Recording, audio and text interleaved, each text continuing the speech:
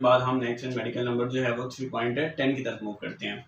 कहते हैं जी how much centripetal force, कि हमें कितनी फोर्स की ज़रूरत होगी। आपको मालूम है कि सेंटीपिटल फोर्स असल में किसे कहते हैं, तो किसी जिस्म को सर्कुलर पाथ में मूव करवाने के लिए हमें जो दरकार फोर्स होती है उसे हम कहते हैं सेंटीपिटल फोर्स। ठीक है, तो कहते हैं centripetal force is needed, how much centripetal force is needed, कि हमें सेंटीपिटल फोर्स की कितनी ज़रूरत है टू मेक अ बॉडी, एक बॉडी को ऑफ मास 0.5 kg, जिसका हमारे पास मास कितना है 0.5 kg मास है, टू मूव, उसको हमने हरकत करवाना है।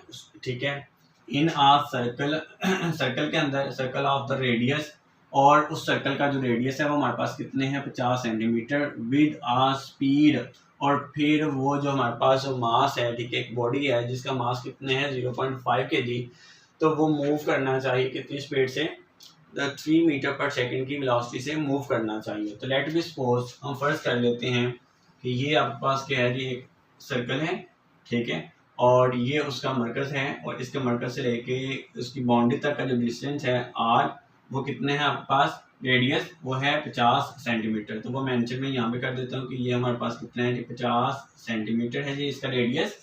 और कहते हैं जी एक बॉडी है जिसका मास कितने हैं आपके पास 0.5 kg है, तो आप कह लें कि यहाँ पे एक मास है, और इस अब ये कह सकते हैं कि बॉडी की बजाय यहाँ पे एक पत्थर है, तो इस पत्थर का मास कितने आपके पास है, वो है 0.5 kg।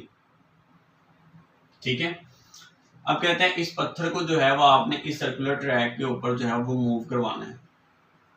तो इस पत्थर की जो स्पीड है वो कितनी होनी चाहिए जी, वो होनी चाहिए 3 मीटर पर सेकंड होनी चाहिए। अगर इस पत्थर को जो मूव करवाना है इतनी स्पीड से, तो आप बताएं कि इस सर्कुलर पाथ में मूव करवाने के लिए हमें कितनी सेंटीपिटल फोर्स जो है वो दरकार होगी, ये फाइंड आउट करना है। तो सेंटीपिटल फोर्स को हम किससे ज़ाहिर करते हैं बेटे, FC से, तो ये हमने फाइंड आउट करके बताना है। तो आइए अब हम इस न्यूमेरिकल के सॉल्यूशंस की तरफ मूव करते हैं। तो यहाँ हम लिखेंगे जी गिवन डाटा, गिवन डाटा में हमारे पास वैल्यू क्या है जी बेटे, मास कितने हैं पत्थर का, यहाँ बॉडी क्या है वो है 0.5 kg है। ठीक है, और फिर इस सर्कुलर ट्रैक का जो रेडियस है हमारे पास कितने हैं बेटे, रेडियस R वो है जी 50 सेंटीमीटर है। और आपको पता है बेटे रेडियस का जो यूनिट है, ठीक है, हम इसको जो है वो मीटर में लेते हैं, तो इसको जो है वो कन्वर्ट करेंगे मीटर में। तो 50 को बेटे डिवाइड करेंगे हम 100 से, और यहाँ पे जो है वो अब यूनिट लगा देंगे मीटर, डिवाइड करने पर हमारे पास आंसर आएगा 0.5 मीटर। और नेक्स्ट इस बॉडी की जो इस बॉडी की जो स्पीड है वो कितनी होनी चाहिए बेटे, वो होनी चाहिए थी हमारे पास 3 मीटर पर सेकेंड। तो फाइंड आउट क्या करना है बेटे, हमने सेंटीमीटर फोर्स फाइंड आउट करनी है। तो यहाँ पे हम मेंशन कर देते हैं जी FC और ये क्वेश्चन मार्क, और यहाँ हम लिखेंगे जी वी नो डैट, हम क्या जानते हैं, फॉर्मूला कौन सा यूज़ करना है बेटे आपने, वो सेंटीमीटर फोर्स का फॉर्मूला जो आपने पढ़ा है FC = mv का स्क्वायर ओवर r।